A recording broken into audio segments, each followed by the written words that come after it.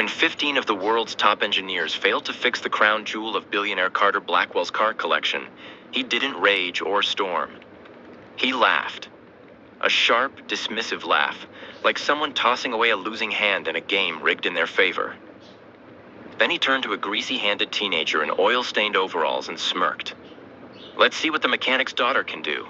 No one expected her to lay a finger on the Ferrari, let alone bring it to life.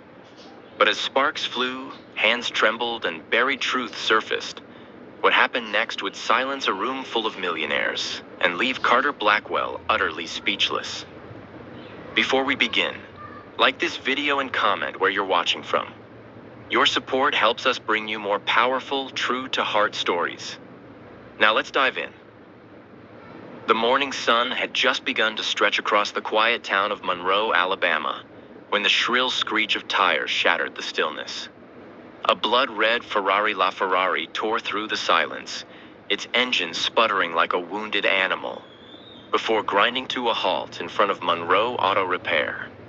The driver stepped out, immaculate in a $1,000 Italian suit and the kind of disgusted expression usually reserved for bad wine or unpaid debts. Carter Blackwell, real estate tycoon, self-made billionaire, and known for wielding arrogance like a weapon, slid off his sunglasses and tossed them carelessly onto the Ferrari's hood like they were trash. He scanned the dusty garage, his lip curling. "This dump," he scoffed. "I was told there was a miracle worker here." Inside the dimly lit garage, 17-year-old Riley Monroe stepped out from beneath a lifted pickup truck. She wore a faded navy jumpsuit streaked with years of labor, the name patch barely visible beneath smudges of grease. Her ponytail was frizzy from the heat, her hands calloused, her boots stained with oil. She had grown up here, in the rhythm of clinking metal and revving engines, in the echo of her late father's voice teaching her not just how to fix a car, but how to listen to it. From the office stepped her mother, Sandra, wiping her hands on a rag and offering a polite smile. "Sir, can I help you?" Carter's gaze darted between the grease-covered teen and the woman in front of him. "Your mechanic," he said incredulously, "is a teenage girl?" He laughed, shaking his head. "You must be joking." Riley stepped forward, unblinking. "We don't joke about engines here." The tension in the air thickened, but Carter thrived on condescension. He turned back to his prized Ferrari, motioning to it with a dramatic sweep of his hand. "This car has stumped 15 of the best mechanics money can buy. You think a high school girl with dirt on her face can solve what they couldn't?" "I don't think," Riley replied quietly, her voice steady. "I know." Carter chuckled again, slow, sarcastic, the kind of laugh that said he'd already decided how this story would end. "All right, here's the deal," he said, stepping closer. "If you fix it, I'll pay whatever price you name. But if you fail, you admit, in front of everyone, that you're just playing pretend." Sandra reached out, gently grabbing her daughter's arm. "You don't have to prove anything, baby." But Riley shook her head softly. "It's not about proving anything, Mama. It's about hearing what no one else listened to." She walked past Carter, past the small crowd gathering near the edge of the lot, and placed her hand gently on the Ferrari's hood like she was greeting an old friend. The metal was still warm. Riley closed her eyes and listened. Not to the noise, but to the rhythm beneath it. The heartbeat buried under steel and silence. End. The crowd waited for the punchline. Carter raised his phone, ready to record what he expected would be a humiliating defeat. The world, after all, loves to laugh at those who dare to try. But Riley wasn't trying. She knew. The sun climbed higher as something inside the engine shifted. The air around the car stilled. No one spoke. Not the smug businessmen watching with folded arms. Not Carter Blackwell, phone still recording. Not even Sandra Monroe, who had always believed in her daughter's gift, but never seen it tested like this. Riley didn't move. Her hand remained on the hood, head bowed like she was listening to a language only she could hear. Then, without a word, she acted. She didn't ask for help. She didn't wait for permission. She dragged over an old rusty stool, positioned it beside the Ferrari, and popped the hood with a smooth flick of her wrist. Murmurs rippled through the crowd as the heart of the Ferrari was exposed.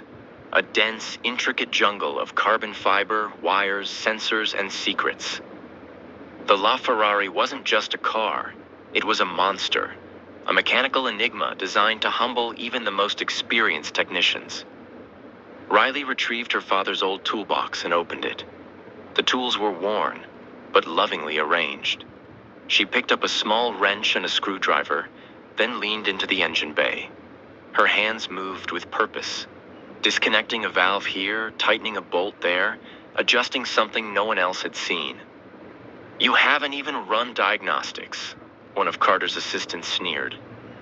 "I did," Riley said, not even glancing up, the second it pulled into the lot.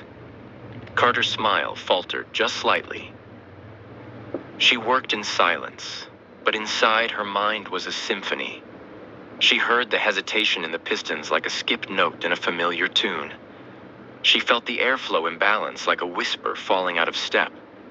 Her mind navigated the design like a composer reading sheet music. Fluent, intuitive, instinctual. People began to film. A woman whispered, "She's really doing something." Carter narrowed his eyes. "She's guessing, just putting on a show." But Riley wasn't guessing.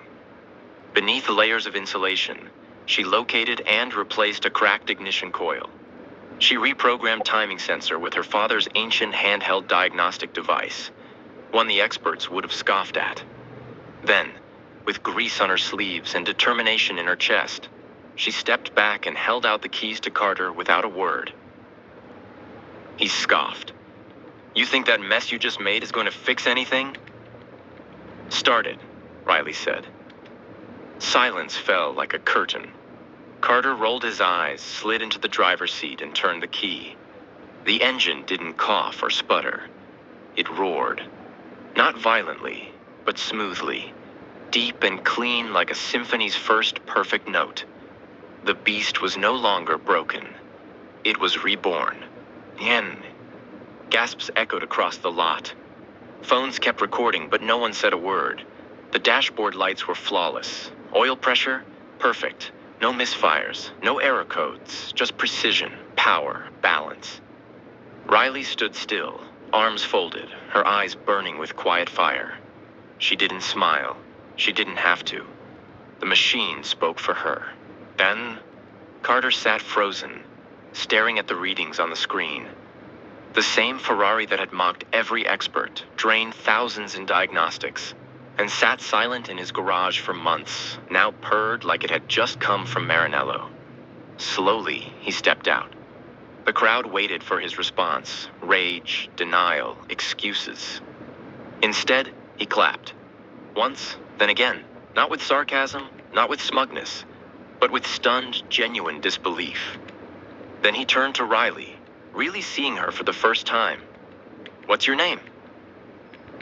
"Riley Monroe," she said, voice unwavering. He moved closer, ignoring the cameras, the murmurs, the crowd. Where did you learn that?" he asked. "That wasn't guesswork. That was design-level understanding." "My father taught me," Riley replied, her voice firm yet reverent. "He fixed machines like they were family." Carter paused, the weight of her words sinking in. He must have been a genius. "He was," she said softly, her gaze unwavering. "But people like you never gave him a chance." The words stung more than she intended, but she didn't flinch. Carter looked away, jaw clenched. For the first time, the billionaire, so used to being the sharpest mind in the room, realized he had been outclassed by a teenage girl with hand-me-down tools and grease-stained boots. Meanwhile, someone in the crowd, still holding up their phone, whispered, "She fixed it." The mechanic's daughter had done what the world's finest engineers couldn't. Word spread like wildfire. Comments began flooding in. What started as a few dozen viewers turned into thousands, then millions. Clips of Riley touching the hood, opening the engine, and solving problems that baffled the elite became viral phenomena. Her name dominated social media. Headlines exploded. Monroe girl outsmarts billionaire's team. Teen mechanic fixes $3 million Ferrari in under an hour. Journalists started calling. News vans rerouted en masse. But Riley wasn't thinking about cameras. She wasn't thinking about fame. She was thinking about her tools, about doing the work right. She looked back at the car one last time, her expression calm, like a musician walking off stage after the final note of a perfect performance. As she headed back toward the garage, Carter hurried to catch up. Riley, wait. She turned, oil still clinging to her fingers. I want to offer you a position, he said earnestly. You shouldn't be wasting your talent here. I'm not wasting it, she replied. I'm building it, one engine at a time. Carter stepped closer. I'll pay you whatever you want. College, tools, travel. You could design machines for my companies, be the face of innovation. Riley paused, eyes steady. You mocked me 10 minutes ago. I did, Carter admitted without hesitation. And I was wrong. I'll admit that to anyone who asks. She studied him for a long beat. Then do it. Admit it publicly. He nodded slowly. I will. But Riley wasn't after apologies. She had already won something bigger. Respect earned through silence, skill, and absolute clarity of purpose. What she didn't know was that someone far more powerful had been watching from a distance. Someone whose name held more sway than Carter Blackwell's. Just as the dust settled in the parking lot, a long black limousine glided to the curb. Its dark-tinted windows reflected the sky like mirrors. No one recognized the vehicle, but the atmosphere shifted. Something important had arrived. The back door opened with a soft click, and out stepped a woman in a sharp white suit and matching sunglasses, flanked by two silent assistants. Her heels clicked across the pavement like punctuation marks. The crowd hushed. Those who recognized her stopped breathing. Madison Ford, CEO of the Ford Automotive Innovation Group, billionaire, visionary, and titan of design, had arrived unannounced. Mats. Inside the garage, Riley was wiping down her tools when her mother burst in, breathless. Baby, there's someone here. Important. Riley followed her outside and locked eyes with Madison as she approached the entrance. One pair of eyes bore the polish of corporate boardrooms. The other, the grit of repair bays and wrench-worn years. Madison extended her hand. You must be Riley Monroe. Riley looked down at her own grease-covered palm, wiped it once across her jumpsuit, and shook Madison's hand without hesitation. I am. I watched everything, Madison said. You didn't just fix that engine. You understood it. I listened to it, Riley said. Machines speak. People just don't always listen. A small, impressed smile touched Madison's lips. She nodded toward her assistant, who stepped forward and handed Riley a sleek envelope. Inside was an offer. A full scholarship to the Ford Institute of Mechanical Innovation. Personal mentorship from Madison herself. Access to world-class labs, resources, and opportunities to work alongside the best engineers on the planet. Riley stared at the letter, stunned. It didn't feel real. It felt like a dream spun out of oil and spark plugs. Why me? She asked, barely above a whisper. Madison stepped closer. Because talent like yours can't be taught. It must be found, and it must be respected. From across the street, Carter watched the scene unfold. For once, he said nothing. He simply stood with his hands in his pockets, realizing that he had just become a stepping stone in someone else's far more important story. Within a day, videos of Riley's repair had reached over 30 million views. Interviews, magazine features, and invitations from around the world came pouring in. But she remained grounded. The same girl who once knelt in the dirt beside broken-down pickups now stood among legends. At the scholarship ceremony weeks later, cameras flashed as Riley took the stage. But she didn't recite a polished, rehearsed speech. She told a story. Isat. My father once told me, she said, that the world will either try to use your gift or bury it. But if you stay honest to the work, not the praise, you'll build something that lasts. I don't fix cars, I listen to them. And today, I'm listening to all of you. The audience rose in thunderous applause. Madison beamed from the front row. Hey, back in her hometown, the little garage still stood. Riley kept it open. Not for money, not for fame, but for kids like her. For girls who were laughed at for having grease on their cheeks. For dreamers who understood the language of machines. The girl once dismissed as just a mechanic's daughter had become a name etched into the next generation of engineering. And with that, the story ends, but the lesson begins. Fee, there was a time when Riley Monroe was underestimated. People saw her oil-stained hands and assumed she had no future. They saw her jumpsuit and thought it meant limitation. They saw her youth and labeled her unqualified. But Riley wasn't looking for applause. She wasn't chasing validation. She was listening. Listening to machines, to instinct, to something deeper than recognition.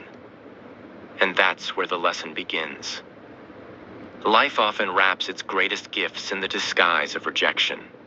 You may be doubted, overlooked, even mocked, especially if you don't fit the image of what success is supposed to look like. But those moments, they're not walls, they're fuel, they're invitations to rise. Riley didn't have access to million-dollar labs, elite mentors, or flashy degrees. What she had was curiosity. What she had was consistency. What she had was hours of hands-on practice beside a father who taught her to treat every engine like a heartbeat. While others searched for shortcuts and diagnostics, Riley leaned into understanding, into listening, into solving problems no one else dared touch. When Carter mocked her, she didn't argue. She didn't beg. She put her head down and let her work speak louder than any insult. She fixed what experts said was unfixable. And in doing so, she did more than repair a machine. She rewired people's beliefs about what's possible. So here's your takeaway. Don't wait for permission. Don't wait to be chosen. The very people who ignore you today may one day find themselves clapping for you with trembling hands. And when that day comes, you'll realize you never needed them. You only ever needed to believe in yourself. Let Riley's journey remind you. Greatness doesn't come from titles, bank accounts, or shiny resumes. It comes from passion that burns quietly, from discipline that refuses to quit, from integrity that never compromises. It comes from doing the work, especially when no one's watching. So whatever your Ferrari is, the dream people say you can't fix, the challenge that seems out of reach, go after it. Even if your tools are old, even if your hands are dirty, even if the crowd is laughing. Because when you finally solve it, when your gift becomes undeniable, the world will have no choice but to listen. They'll try to label you, but like Riley Monroe, you'll rewrite every label with action. Here's the truth. You are not just anything. You are not too young. You are not too late. You are not too different. You are exactly what this world needs, and it's time. You believed it. If this story moved you, share it. Because someone else out there needs to hear this too. Someone needs to be reminded. Your moment is coming. Keep building it.